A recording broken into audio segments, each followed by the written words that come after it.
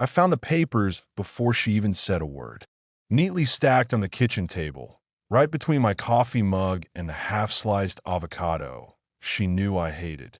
That was Rebecca's style, precision with a hint of passive aggression. She walked in, still drying her hands on a dish towel. Didn't even look up when she said it. I want a divorce. Not we need to talk. Not I've been unhappy. Just that, like she was canceling a subscription, that I took a long sip from my mug, stared at the papers like they were the morning crossword, and said without blinking, "That sounds good, Rebecca." No sarcasm, just warm, soft, like I was agreeing to lunch plans. I didn't even flinch. I think that's when she started to panic, though. She covered it like a pro. She raised an eyebrow, probably expecting the usual denial, bargaining, maybe a grand speech about soulmates and therapy. Instead, I handed her the pen. Should I sign all pages or just the bottom one? That's when she finally looked up. Her lips parted just slightly, confused, disoriented, like someone hit the brakes in her fantasy. You're not even going to ask why. I leaned back in my chair. Nope. Truth is, I already knew. Not the details yet, but the rhythm was off. For months, I'd felt the hum of something rotten beneath our quiet routines.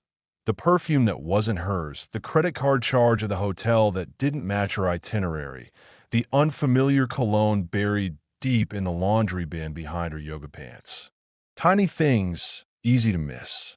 But I don't miss things. I collect them. Oh no, I didn't ask why. I signed page after page with the same steady hand I used to balance our budget. When I was done, I closed the folder and pushed it back to her like I was done with a menu. She stood there a moment longer, disarmed, then forced a nod. Well, okay. Then she turned and walked out of the kitchen like she'd won something. She had no idea. I just let her step into a trap she'd built for herself. And I wasn't going to stop her. Rebecca always needed an audience.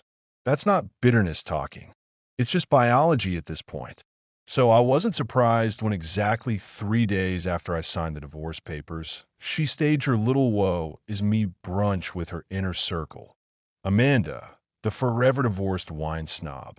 Kelly, who couldn't keep a secret if it was tattooed inside her eyelids. And Heather, her oldest friend, and possibly the only one in the room who still remembered what Rebecca looked like before the Botox and filtered Instagram reels. They met at that ridiculous place downtown with the overpriced beet salad and fake rustic furniture. I only knew because Amanda posted the mimosa tower on her story like a crime scene. I watched it silently while folding my gym clothes into duffel bags, smiling at how quick Rebecca had transitioned from wife to narrative. She leaned in dramatically, oversized sunglasses perched like armor on her face, and said with just the right amount of tremble, "He didn't even try to save our marriage. 19 years.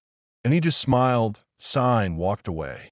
Amanda clutched her chest like someone had flatlined mid-mimosa. "Are you serious? He didn't say anything." Rebecca shook her head slowly, milking it. Not one question. Not even why. It's like I was a stranger. Kelly predictably went full Lifetime movie. That's sociopathic. Like stone cold. Who does that? Heather didn't say much. Just stirred her straw through the melting ice in her glass, squinting a little tighter than usual. I'd always suspected Heather had a brain under all that curated neutrality. And from the way she tilted her head when Rebecca kept talking, I could tell she smelled something burning beneath all the theatrics. Because here's the thing Rebecca didn't expect. Sympathy is a currency, and she just tried to cash in too early. Meanwhile, I was in the middle of my own quiet exodus. No announcements, no dramatic exits, just cold, deliberate movement. I didn't take everything, just what was mine. Things I bought, things I earned, things with meaning. I left the fake antique mirror she claimed was us. I left the book she never read, the Le Creuset pot we got as a wedding gift and used twice. But I took the handwritten note she once left in my briefcase on our third anniversary. before her eyes started drifting toward other people's reflections. I kept it, not out of sentiment, but because it might come in handy later. Rebecca watched the house get emptier each day, like she was watching an hourglass she hadn't noticed was flipped. Every time she came home from yoga or her casual networking dinners, another closet would echo. And still, no message, no confrontation, no let's talk. She thought I'd fall apart without her orbiting me. She hadn't realized I'd already broken free of her gravity. By the end of week 2, I was gone. No argument, no grand farewell, no teary voicemail with sad piano music in the background. Just absence, complete and surgical. I changed my number, deleted my social media, rerouted my mail to a private mailbox that didn't even bear my name. The utilities on the house, her house now, were quietly transferred to her account. Even my Spotify stopped syncing to the kitchen speakers. The IT was like I'd been erased, pixel by pixel, from the digital painting of our marriage. And that's what really got to her. Not the divorce, not even the silence. It was the invisibility. She expected heartbreak, rage, drunk texts at 2 a.m., maybe a dramatic call to one of her friends begging to talk. But what she got was nothing. And that kind of quiet, it's not peace. It's power. I moved into a sleek apartment across the lake. Bellevue, top floor, minimal furniture, just how I like it. The kind of place where the doors close with a satisfying hush, where nobody knows your name and nobody cares.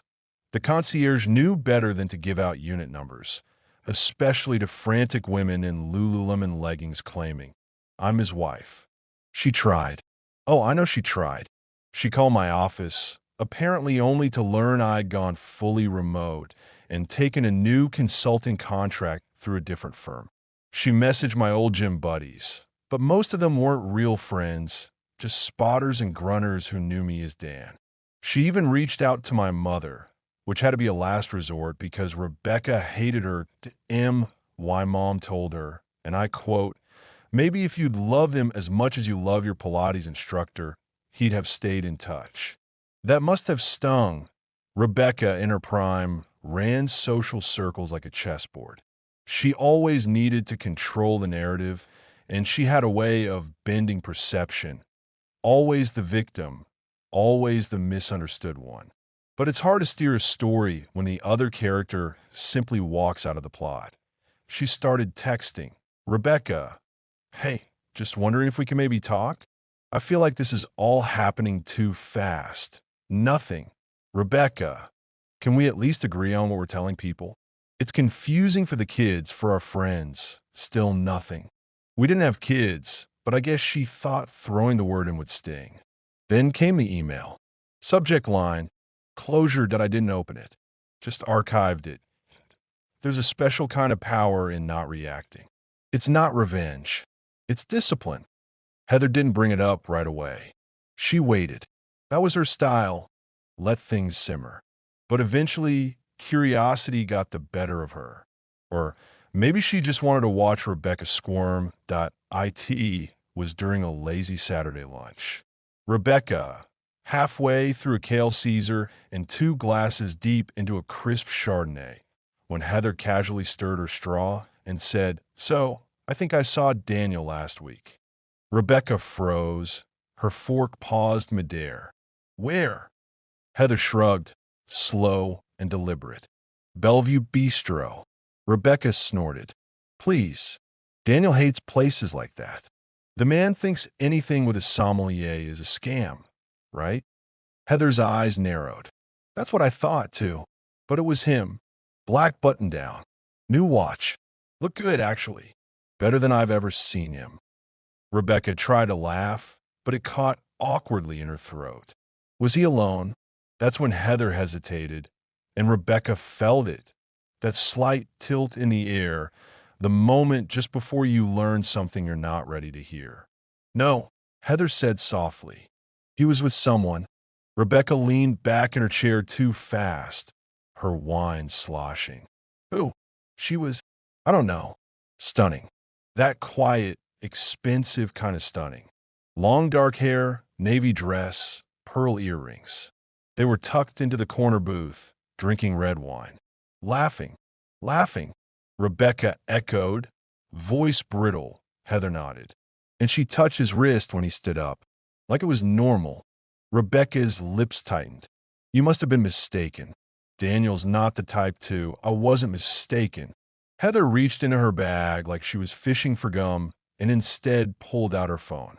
A few taps later, she angled the screen across the table, her voice apologetic but firm. I wasn't going to show you this, but I figured you should see. Rebecca stared at the photo. It wasn't staged. It wasn't clear.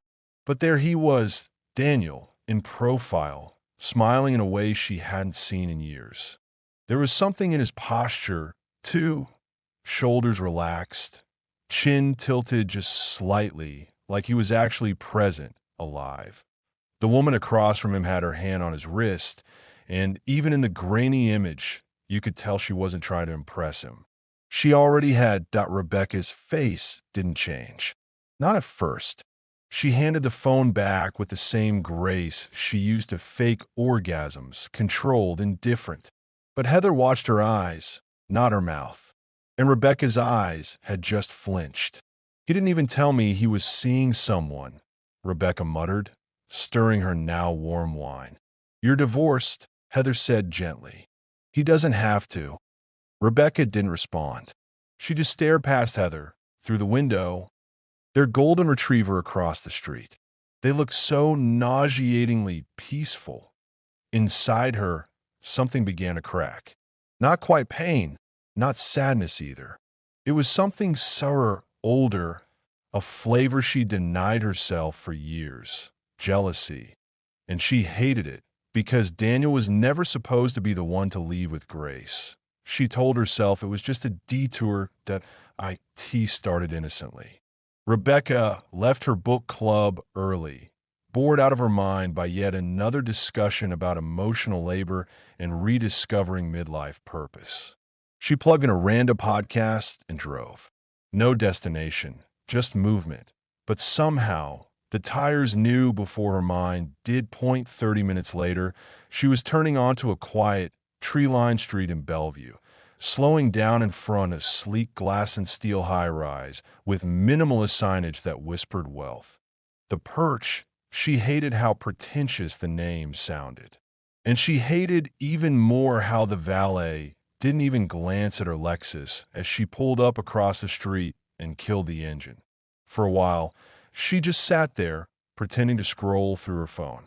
But her eyes kept drifting upward to the 8th floor, where golden lights softened against navy curtains, casting gentle glows on the floor-to-ceiling windows. Then she saw them. Silhouettes. Point two of them. Point one was unmistakably Daniel. Broad shoulders, hands in his pockets, pacing slowly the way he used to when thinking through problems. And the other, the woman from the photo, probably, hair tied up in an elegant twist, wine glass in one hand, posture impeccable even in shadow. Rebecca stared, frozen. The woman turned slightly, just enough to lean into Daniel's space as he spoke, her head tilting back in a laugh Rebecca hadn't heard in their home in over a decade. That's when the nausea kicked in. Because it wasn't just that he had moved on. It was how. There was grace in that room. Intimacy. The kind that doesn't come from flings or petty revenge. The kind that roots itself quietly, like a tree that was planted before you even realized there was soil. She made it 3 more days before caving. 3 days of half sleeping with her phone clutched in hand, pretending to herself that she didn't care, that she wasn't obsessively checking for updates on Daniel's LinkedIn, scouring tagged photos, Googling floor plans for the Perch to guess which unit faced the lake. 3 days of trying to carry on her carefully curated life, Pilates, skincare, networking lunches, while the silence stretched like a tight rubber band pulling at her sanity. She did what she swore she wouldn't. At 11:42 p.m., with her robe cinched too tightly and her Chardonnay glass, sweating on a marble nightstand, she opened their old text thread, the one still pinned to the top of her messages, and typed, "Rebecca, Daniel, can we talk?" She hovered over the screen, read it 6 times, deleted the question mark, put it back. Her thumb shook when she hit send.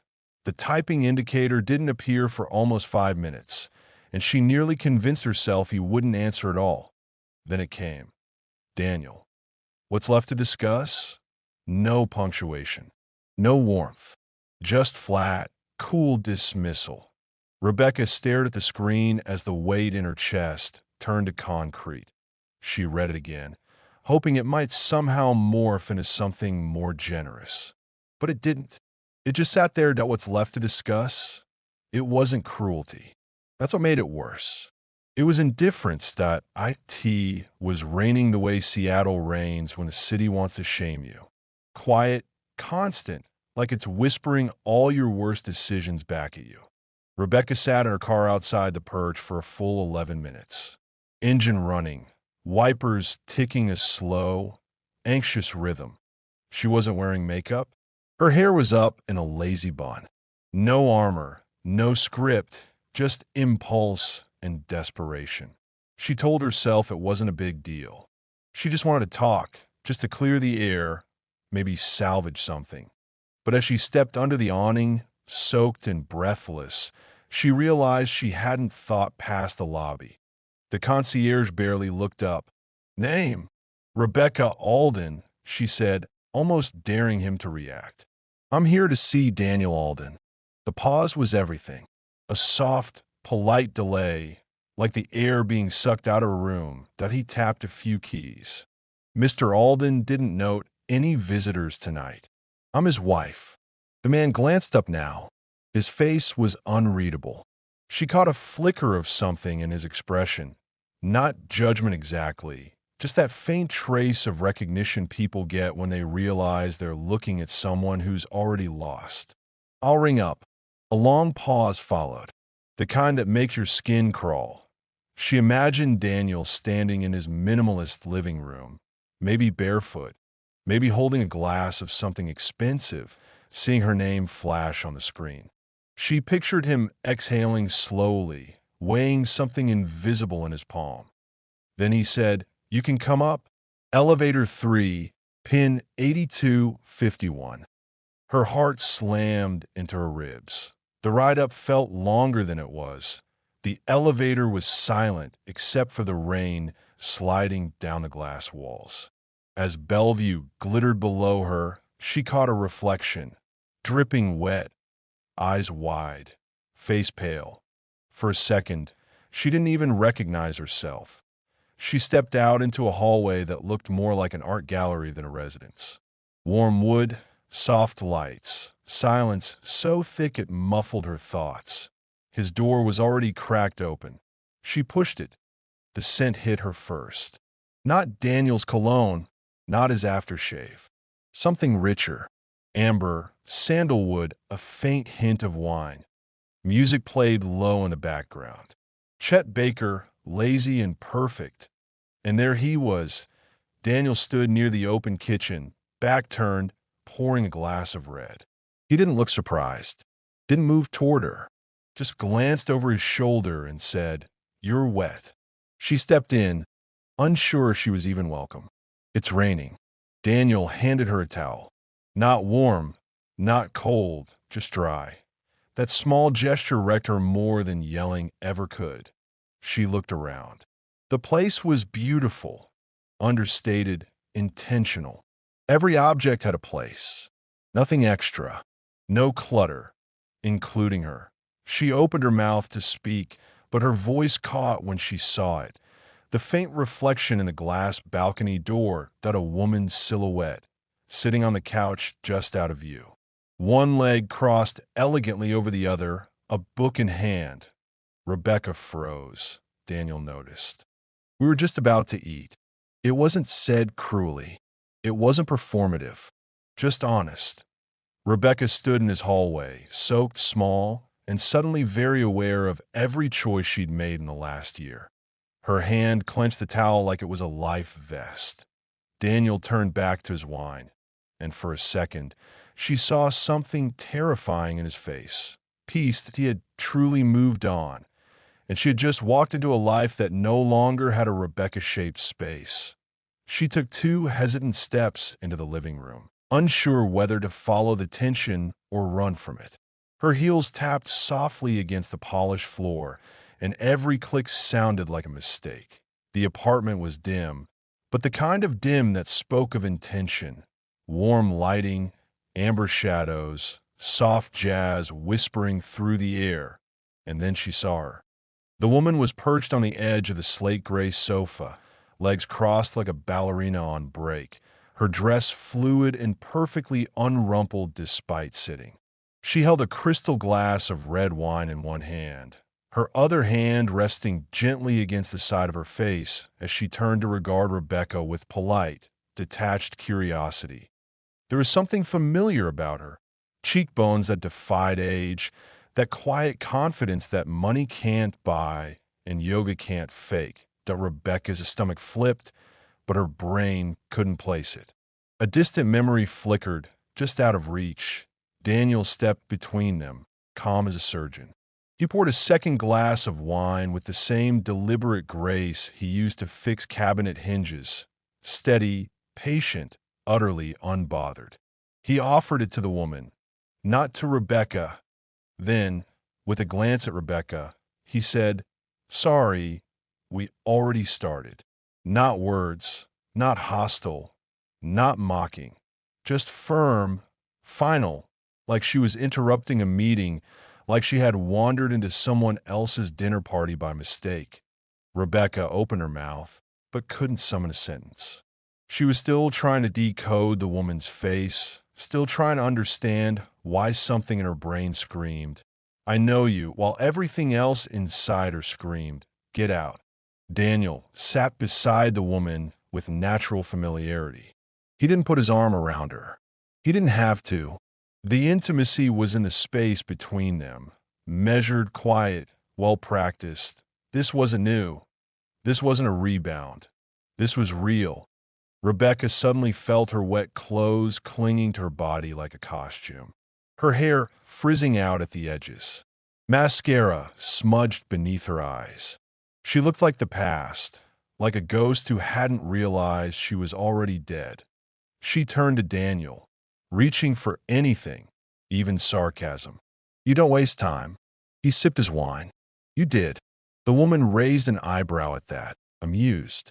Not cruel, just interested, like she was watching a play with unexpected dialogue that Rebecca's throat burned.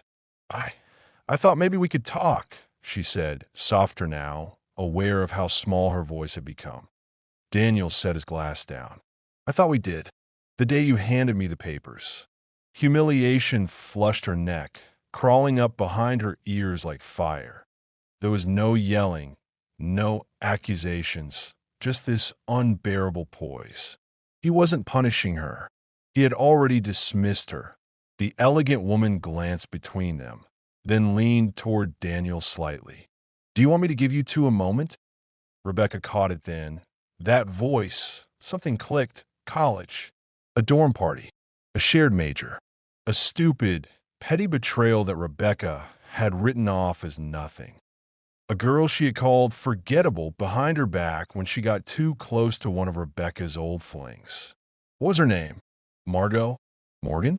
No, Monica. And suddenly Rebecca remembered exactly who this woman was. But Daniel said nothing, and that silence told her everything. Her past had walked back into her life, and she was no longer the main character in it. Rebecca stood there like a vase no one knew where to place, too valuable to throw out, too awkward to display. Her voice came out thinner than she expected, laced with disbelief she hadn't even processed until now. "You've moved on already?" she asked, the question almost childish, like catching someone opening presents before Christmas. Daniel didn't sigh, didn't scoff. He just tilted his head slightly, brow relaxed as if weighing the weather. "You decided quickly," he said, swirling his wine. "I respected your choice." There was no edge in his voice. That was what made it unbearable. He wasn't trying to hurt her. He wasn't trying at all. The words just were like facts in a textbook. Monica, because yes, now she was certain it was Monica, glanced at Daniel with quiet confusion, then turned back to Rebecca with the polite curiosity of someone realizing they've walked into a subplot. "I'm sorry," she said, voice gentle, eyes genuinely puzzled. "Who is this?" Rebecca blinked. Her mouth opened, but no sound came. Her name caught on her tongue like dust on old silk. Daniel didn't rush to answer. He took another sip of wine, leaned back slightly, and said without looking at her, "This is Rebecca, my ex-wife." Monica's eyebrows rose just a little, not in shock, not in judgment, just surprise, like she'd been told someone was no longer on the guest list, but hadn't expected to meet them at the door anyway. "Oh," she said softly, "I didn't realize." Rebecca flinched. It wasn't what Monica said. It was how she said it, with grace, with honest detachment, as if her presence here was an unexpected complication in an otherwise peaceful evening. The room swallowed her. She'd come here armed with anxiety and unresolved questions. Hoping what? That he'd fight? That he'd cry? That he'd pull her aside, say this was a mistake, tell her he still thought about her when he couldn't sleep? But he was sleeping now, eating, laughing, existing without her. And worse, in front of someone who had replaced her so effortlessly, it made the marriage feel imaginary. Rebecca's voice came back in a whisper. "She doesn't even know who I am." Daniel finally looked at her again, his expression unreadable. That's not her fault. And there it was. Not anger, not cruelty, just truth.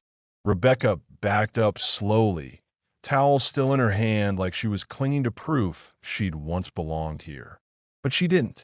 She was a footnote now, a plot twist long resolved. And all she could do was watch as Daniel turned back to Monica, resumed their dinner conversation like a page resumed after a brief crease. She'd arrived hoping to stir something. Grief, guilt, longing. But she'd only confirmed the worst thing of all. She didn't matter anymore. Rebecca stood frozen in the doorway, soaked, small, unraveling thread by thread in a space that no longer made room for her shadow. Monica had turned back to her book. Daniel had returned to his wine, and the silence between them, so calm and lived in, made Rebecca feel like she was witnessing a life she'd been erased from long ago. Her voice cracked before she even realized she was speaking. "Did you?" Her throat tightened. "Did you ever truly love me?" The question came out too quiet, almost childlike, not a weapon, not a test, just raw, naked uncertainty, as if asking could rewind time or stitch something closed that had long since torn open. Daniel didn't answer right away. He just looked at her, not cruelly, not with resentment, with remembering. And that was worse. He set his wine glass down with the kind of care you give to things you once treasured. Then he straightened slightly, rested one hand gently on his knee, and said, his voice low and deliberate, "I did. Deeply. Every day, even when it was hard. Even when I felt small in rooms you wanted to outgrow." Rebecca blinked fast, something stinging at the corners of her eyes. Daniel continued, softer now, "Until you stopped loving us." That word us, not me. Not me and you. Us. As if the marriage had been a third living thing in the room. Something that needed feeding, listening, tending, and she'd let it wither, watching it shrink between her and Daniel like a dying house plant. She blamed him for forgetting to water. Rebecca opened her mouth, but no apology would form, no argument, no defense. What could she even say? That she was busy, that she didn't realize she was making him feel like a burden when she told him to just get over it every time he reached out?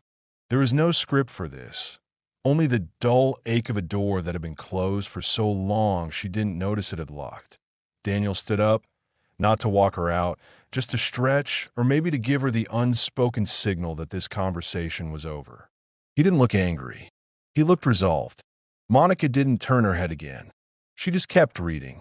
The lamp beside her cast a golden light over her page, and the edge of Daniel's shoulder, like the universe, was highlighting the part of the story that mattered now. Rebecca turned slowly, towel still clutched like a forgotten apology, and walked to the door. No one followed, and no one stopped her. Daniel's words echoed behind her. Not his bitterness, not his accusation, just a verdict with no appeal. The hallway was colder than she remembered. Or maybe it was just her. Rebecca stepped out without looking back. Feet numb inside, heels she now regretted choosing. Her fingers lingered on the edge of the door for a second. Just a second. Like maybe the wood would soften.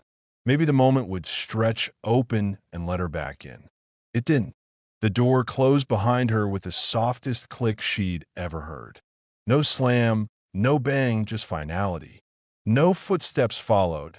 No voice called her name. No last-minute confession to chase after. Only the whir of the elevator and the muffled sound of a jazz trumpet dissolving into the walls. She pressed the elevator button, heart thumping in that sick, uneven way that happens when your body hasn't caught up to what your mind already knows. It's done. She didn't cry. Not because she didn't want to, but because there was no room left for it. The grief had dried into something quieter. Shame maybe, or regret, or just the echo of choices she made while assuming she'd always have time to fix them. As the elevator door slid open, she turned slightly. Reflex, not hope. Still nothing. Daniel hadn't moved. And why would he? He had already left long before she ever showed up tonight. He just happened to do it silently, elegantly, without the fireworks she used to weaponize. No yelling, no drama, just slow, deliberate distance, like watching fog lift off a lake you didn't realize had gone still. The ride down was endless. She caught her reflection in the mirrored walls. Drenched hair, runny mascara, face tight with a kind of tiredness that no skincare routine could cover. She didn't look like the woman who handed him divorce papers 5 weeks ago with a smug smile and a pre-rehearsed monologue about needing space. She looked like someone who finally understood what space really meant. Downstairs, the lobby was empty. The concierge glanced up but said nothing, just nodded once, respectfully, like someone silently closing a file. Outside, the rain hadn't stopped. Rebecca stepped into it without bothering to raise her umbrella. And up above, on the 8th floor, Daniel poured himself another glass of wine, sat back beside Monica, and exhaled. Not triumphantly, not dramatically, just completely. He didn't check his phone, didn't watch her walk away through the glass. He simply picked up the conversation where it had left off, as if nothing and no one had interrupted. The house felt louder now, not from noise, but from absence. The echo of Daniel's steady footsteps no longer pacing down the hall. The silence where his cough used to drift from the other room when he was reading late. The emptiness beside her in bed was no longer metaphor. It had weight, a shape, a void that pulled at her spine when she laid down at night and stared at the ceiling like it might offer an answer. Rebecca scrolled endlessly, mindlessly. The blue light from her phone painted her face a tired shade of ghost, thumbs swiping through feeds she barely absorbed. Influencers, sponsored ads, acquaintances with birthday cakes and puppies. Her hand moved by instinct now. Her brain was somewhere else, stuck, rewinding, haunted by phrases she couldn't unhear.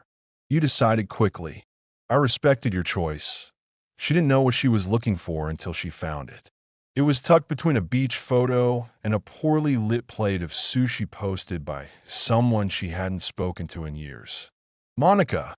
The Monica. Her profile was sleek, curated, elegant, a woman who had never needed noise to draw attention. And there was the photo, a soft shot, golden hour. Daniel and Monica seated at an outdoor table, wine in their hands, smiling, not posed, not performative. The kind of smile you didn't plan, the kind that came from real peace. Daniel's hand was resting casually atop hers. Her nails were the same soft pink they'd been in the apartment that Rebecca's breath caught in her throat, because now she remembered everything. Monica Prescott, junior year study group in Professor Halpern's ethics seminar. Monica had been sharp, warm, generous, and Rebecca, drunk on the rush of always being the center of attention, had casually dismantled her, spread a few lies, flirted with the guy Monica had a real shot with. A few weeks later, Monica changed majors, switched dorms, disappeared. Rebecca hadn't thought of her since. Until now.